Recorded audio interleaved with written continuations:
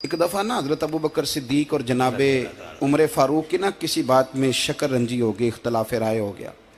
तो जनाबे उमर ज़रा डाढ़ी तबीयत के बंदे थे, डांट दिया अबू बकर सिद्दीक को। तो सिद्दीक एक बार नरम बंदे थे, माड़े दा की काम मोहम्मद नस जाना या रोना। तो वो गा के ना तो पहले घर रोए, फिर हुजूर के पास चले गए। जनाबे उमर कहते मुझे भी ख्याल आया कि यार ये मुझे नहीं करना चाहिए था। थोड़ी देर के बाद अच्छे लोग जो होते हैं उनका गुस्सा जल्दी उतर जाता है। कहते मैंने जाके जनाबे सिद्दीक अकबर के दरवाजे पे दस्तक दी तो पता चला वो तो घर ही नहीं। मैं समझ गया, मैं डर गया, मेरी टांगे कांपने लगी। क्यों डर रहे हो उमर?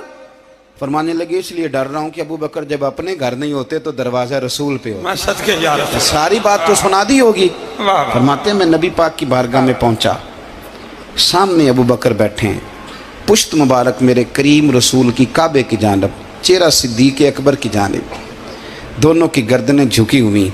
जनाब उमर पाक फरमाते हैं कि मैं बैठा था और सोच रहा था, सलाम ली, जवाब मिला, पर गर्दनें नहीं उठाई दोनों ने, मुकद्दस गर्दनें झुकी रही। मैं सोच रहा था कि अब हुजूर मुझे डांटेंगे तो मैं सिद्दीक के पैर पकड़ूंगा, मैं अली को सिफारशी बनाऊंगा, मैं मिन्नत करूंगा, लेकिन कोई बोले तो बात बने ना। कहते हैं जब देर हो गई, ये सुकूत भी बड़ा मुश्किल होता है। ओहो, अगर कभी वो चुप कर जाए तो ये भी बड़ा मसला है, महबूब भी चुप कर जाए।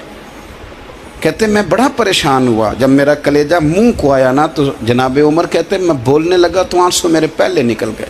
अल्लाह अकबर। मैंने रो के कहा सोनिया भूल गया था, मैं गया था अबू बकर के घर माफ़ी मांगने, पर ये यहाँ आ गए।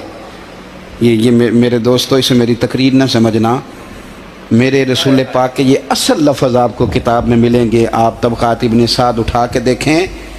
जनाबे उमर कहते हैं मैंने अर्ज़ की हुजूर मैंने गलती समझ ली थी, मैं गया था अबू बकर के घर, हुजूर मैं भूल गया था। फरमाते हैं नबी पाक ने जब गर्दन मुबारक उठाई तो हुजूर की दाढ़ी आंसुओं से भरी हुई थी। और लफ्ज़ क्या थे?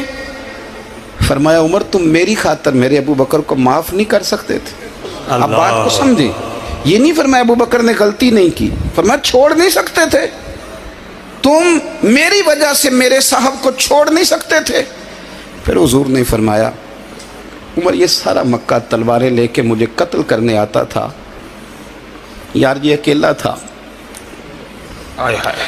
इसने खोल के बाजू कहा था कि जो हुजूर तक जाएगा मेरी लाश से गुजर के जाएगा। पर मैं दुनिया भूल जाती है, मुझे याद है अबू बकर सिद्दीक ने माल भी दिया, औलाद भी दी, मेरी